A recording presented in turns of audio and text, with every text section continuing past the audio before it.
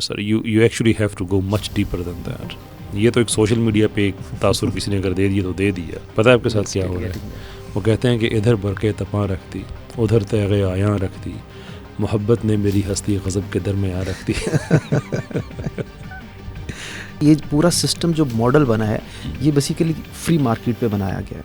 Even आपका US president भी control नहीं कर रहा चीज़ों को. इसका रिजल्ट आप देख लें, उन्होंने कोर्ट ऑफ क्रिमिनल्स का जो जजेस थे उनके वारंट निकाल दिए. Let get them, arrest them and get them to us. Liberalism में तो उसके अंदर वन ऑफ द फीचर्स जो है वो तो इंडिविजुअलिज्म है, लेकिन लिबरलिज्म बजाते खुद एक कलेक्टिविस्ट आइडिया है. डेफिनेटली जो लोग समझते हैं कि ये जियो और जीने दो, ये वो वगैरह. नहीं भाई, वो कहते हैं ऐसे जियो, ऐसे जियो. So you can choose any colour so long as it's black. लेकिन ये तो इस तरह से नहीं बात हो जाएगी कि एक गरीब है अगर कोई, उसको कहा जाके कि वो तुम्हारा मालिक एक रोटी देता है, मैं तुम्हें दो देता हूँ, तुम मेरे पास आ जाओ, लेकिन मैं तुम्हें सफिशिएंट नहीं करूंगा. इस वक्त तो हमें ऐसे नजर आ रहा है, चाइना हमें नजर आ रहा है. No sir, you actually have to go much deeper than that. ये तो एक सोशल मीडिया पे एक तासुर किसी ने अगर दे दिया तो दे दिया. चाइना के साथ कौन सा हमारा ऐसा एग्रीमेंट है जिसमें हमारी फॉरेन पॉलिसी आज़ाद नहीं है, या हमारी फॉरेन पॉलिसी, मैं तो कहता हूँ हमें तो बहुत पहले ही हमें प्रो चाइना कैंप में होना चाहिए था. China never stopped you from trading with India. Even China तो खुद ट्रेड करता है इंडिया से, अभी भी करता है. लेकिन अगर हम देखें कुछ हमारे प्रोजेक्ट्स पाकिस्तान के, इवन सी पैक के ही कुछ प्रोजेक्ट्स हैं, हमें बाहर से बैरूनी ममालिक से, यूएस वगैरह से या वर्ल्ड बैंक से तो लोन लेने से मना कर दिया, लेकिन खुद इतने हाई इंटरेस्ट रेट पे हमें दिया है. नहीं, आपको कब मना किया? नहीं, मैंने कहा मना नहीं किया, मतलब यानी कि आप एक उधर से हमें छुड़वा दिया कि आप वहाँ से ना लें. आपके साथ पता है क्या अभी हो भी रहा ले है? रहे हैं. पता है आपके साथ क्या हो रहा है? वो कहते हैं कि इधर बरके तपा रखती, उधर तैगे आयां रखती, मोहब्बत ने मेरी हस्ती गज़ब के दरमियां रखती. Right, now pushing it forward कि जो चाइना फ्यूचर में मे भी अपनी कोई हेजेमनी क्रिएट करे, पर आई डोंट थिंक कि चाइना अमेरिका के एक्सपेरिमेंट को रिपीट करेगा, because it's bound to fail. It doesn't inspire anyone, it commands people. इनके दुनिया में liberal hegemony, I mean if you go much deeper into the economic side, आप Noam Chomsky वगैरह को पढ़ें, who rules the world and so forth, तो आपको accurate examples के साथ बताते हैं कि लिबरल हेजेमनी की सर्वाइवल के लिए ये ज़रूरी था कि दुनिया के सर्टन मुल्कों को गरीब रखा जाए, because it helps create and sustain the liberal hegemony. कि आपका बांग्लादेश में, कराची के, पाकिस्तान के किसी और शहर में $1 a डे पे काम करने वाला एक आदमी हो कि जो वहाँ के शेल्फ्स को, लिबरल मुल्कों के शेल्फ्स को रिप्लेनिश करके रख सके. अगर वो भी आ जाता है $10 पर आवर पे, इक्वालिटी इतनी ज़्यादा हो जाती है तो सारा काम ही ख़त्म हो जाता है ना. तो सस्ती पाइपलाइंस बनाना ज़रूरी थी. ये और बात है कि बहुत सी काम सस्ती पाइपलाइन से करके फिर उन्हीं मुल्कों को महंगी बेची जाती थी. वो अपनी जगह पे एक बात है. I mean one has to, अगर ये लतीफ़ा है कि मेरे फैसलाबाद में जो आई वुड इमेजिन 300-400 रुपये की शायद एक जीन्स बन जाती होगी, वो वापस मेरे ही फैसलाबाद में जब नेक्स्ट या किसी और बड़े लेवल के साथ आती है तो हज़ारों रुपये में हो रही होती है. ये बातें आज नहीं, ये 500 साल के बाद समझ आएंगी जब दुनिया तारीफ पड़ेगी. यार ये बेवकूफ़ी भी होती थी. एक और चीज़ भी देखने की, आप देखें कि ये पूरा सिस्टम जो मॉडल बना है ये बेसिकली फ्री मार्केट पे बनाया गया है. ठीक है, अब फ्री मार्केट को कंट्रोल कौन कर रहा है? इवन आपका यूएस प्रेसिडेंट भी कंट्रोल नहीं कर रहा चीज़ों को. There are the big corporation sitting in the Wall Street, in the corporate offices, जो कंट्रोल कर रहे हैं. अब जहाँ पे पैसा और बिजनेस आएगा वहाँ के ऊपर, वहाँ जो है वहाँ पर क्लैशेस भी होंगे, क्लैश ऑफ इंटरेस्ट होगा. तो ये सारा पैसा जनरेट करने के लिए किया जा रहा है. और अगर आप देखते हैं, आप असल में दो चीज़ें हैं. इंटरनेशनल पॉलिटिक्स को आप देखते हैं या इंटरनेशनल रिलेशंस को एज अ सब्जेक्ट देखते हैं, वहाँ पर दो स्कूल ऑफ थॉट्स पाए जाते हैं. एक the one is the realism and the other one is the liberalism. अगर आप इन दोनों को सामने रख लें, फिर आपको पता चल जाता है कि कौन सस्टेन करने वाला है और कौन जो है फॉल करने वाला है. अब बेसिक आइडिया क्या है? रियलिज्म का बेसिक आइडिया कि जो प्राइमरी एक्टर है इन इंटरनेशनल रिलेशंस और इंटरनेशनल पॉलिटिक्स वो स्टेट है.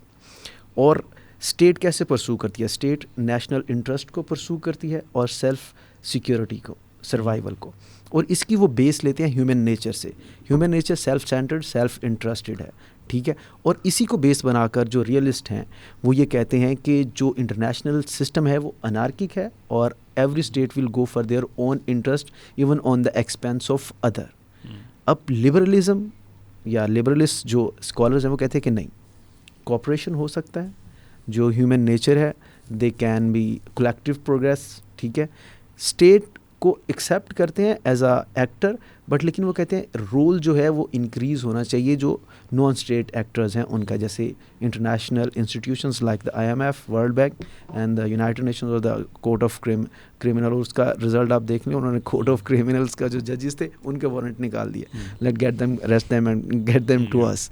सो आप इसके ऊपर एक सिस्टम बेस कर रहे हैं उस चीज़ के ऊपर जिसकी सस्टेनेबिलिटी नहीं है, जिसकी प्रैक्टिकलिटी नहीं है, और वो अपने ही क्लेम्स के खिलाफ है। I mean one of the prime जो ऑब्जेक्शंस हैं या क्रिटिसिज्म आपके हैं जॉन मर्शहैमर का, जो रियलिस्ट है बाय द वे, कि लिबरलिज्म में तो उसके अंदर वन ऑफ द फीचर्स जो है वो तो इंडिविजुअलिज्म है, लेकिन लिबरलिज्म बजाते खुद एक कलेक्टिविस्ट आइडिया है। डेफिनेटली ये कॉन्सेप्ट बड़ा मुश्किल है समझने में, जो लोग समझते हैं कि ये जियो और जीने दो, ये वो वगैरह वगैरह। नहीं भाई, वो कहते हैं ऐसे जियो, ऐसे जियो, so you can choose any colour so long as it's black.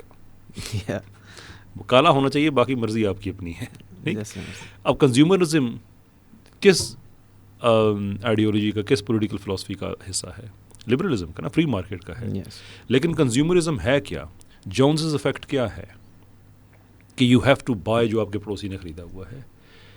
जब रोल मॉडल्स आपके फिल्म इंडस्ट्री और इस यहाँ से उठा के कि देखो उसका हैंड बैग देखो, उसकी जीन्स देखो, उसके जूते देखो, then you collectively conform to that idea. That is achieve through consumerism.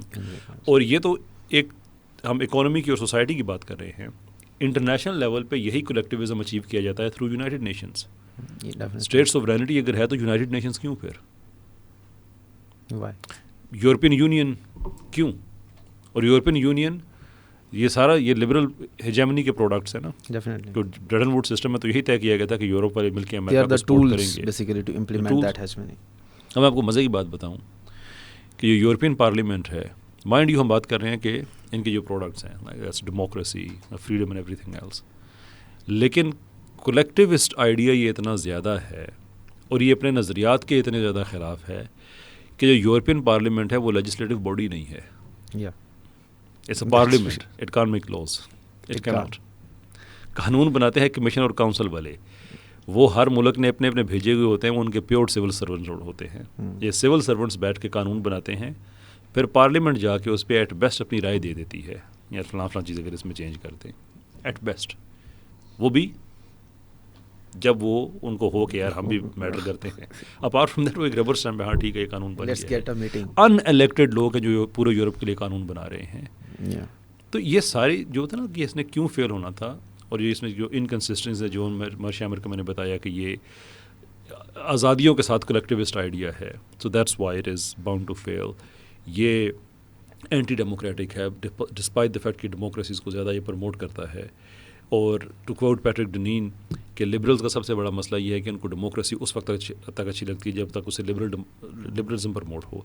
America में डेमोक्रेटिकली वहाँ पे एक एंटी लिबरल पावर आई है, तो ऑल ऑफ सडन लिबरल्स को ये डेमोक्रेसी भी अच्छी नहीं लग रही। बिल्कुल सीरियस प्रॉब्लम्स विद इट। लेकिन अब आप फिर इसका मतलब ये है कि जिस तरह अभी आके भाई ने बात की है, कॉर्पोरेट्स बैठे हुए हैं, तो फिर हम नहीं कह सकते कि किसी नेशन की सोवरेनिटी की बात हो रही है या नेशन की, जिसे कह सकते हैं ना आपकी हेजमनी क्रिएट हो रही है। फिर तो आप ये कह लें कि 2 बिजनेस ग्रुप्स हैं या 3 बिजनेस ग्रुप्स बैठे हुए हैं बेसिकली, कि उन तीनों के दरमियान आपस में एक रेस लगी हुई है कि किसकी ज़्यादा प्रोडक्ट सेल होती है या किसकी ज़्यादा मार्केट में हेजमनी क्रिएट होती है। अब इस सिनेरियो के अंदर यूएस के पास सबसे ज़्यादा, अगर यूएस के पीछे भी आप देखें कोई है कॉर्पोरेट, तो व्हाट वाज द मोस्ट या what is still the most powerful tool जो यूज़ किया गया इसकी हेजमनी क्रिएट करने के लिए? Wars, sorry, sorry. Those were definitely, as Kaisar bhai said, के wars. हमारी जो नेक्स्ट एपिसोड आ रहा है, आई वुड लाइक, मैं ज़्यादा एक्सप्लेन यहाँ पे नहीं करूँगा, इसलिए आई वुड सजेस्ट कि वो देखें। हमने आप बाजू पकड़ लेना क्योंकि आप एक्सप्लेन कर देते हैं थोड़ा सा।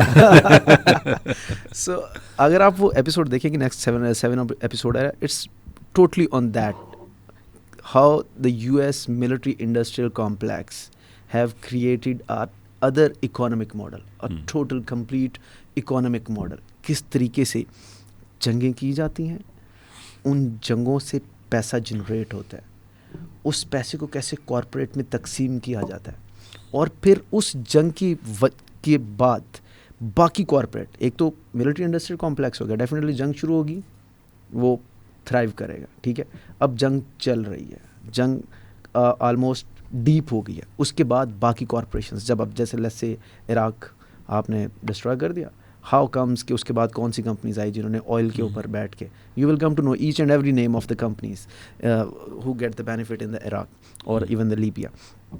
तो वो कौन सी कंपनी, एक other sector of the corporate, ठीक है, वो बेनिफिट लेगा। फिर उसके बाद रीबिल्डिंग प्रोसेस स्टार्ट होता है। आपने अफगानिस्तान में भी देखा, ईरान, लीबिया, एवरीथिंग। फिर एक और जो सेक्शन है कॉरपोरेट का वो एंटर होता है। इस तरीके से ये थ्राइव करते हैं। आप देखें यूएस बजट, डिफेंस बजट कहाँ तक चला गया। आप यहाँ पे पाकिस्तान में बैठ कर बहुत शोरम मचाते हैं कि वो डिफेंस बजट ये खा गए, कुछ नहीं मिला।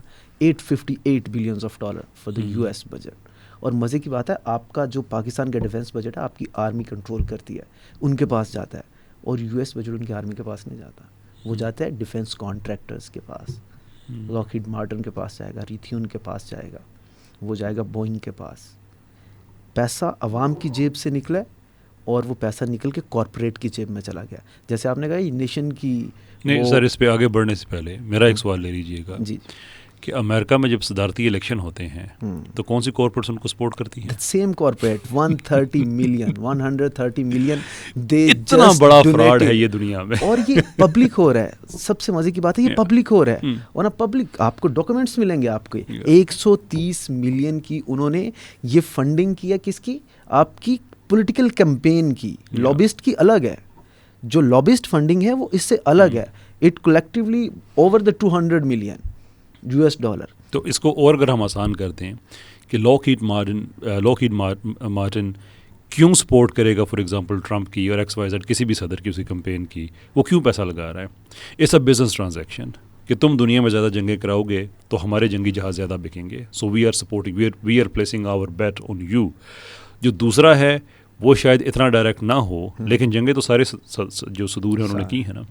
तो अब जो पूरी गेम है, जो पूरी यानी डॉक्यूमेंट्री का पूरा एक सेक्शन जो आके भाई ने इस पे किया है कि टैक्स पेयर का पैसा जो डिफेंस के लिए मुख्तस होता है वो कॉरपोरेशंस को जा रहा है। वही कॉरपोरेशंस फिर उन जो सदर हैं उनको सपोर्ट कर रहे हैं, उसी पैसे से कर रहे हैं। नई जंग आती है, इकॉनमी उससे बूम होती है, इसलिए कि यही कंपनीज वहाँ पे जाके इनको कॉन्ट्रैक्ट्स मिलते हैं, वहीं पे जाके इनको नए एवेन्यूज़ मिलते हैं, उससे और पैसा जनरेट होता है। फिर ये अगले महाज की तरफ चल पड़ते हैं।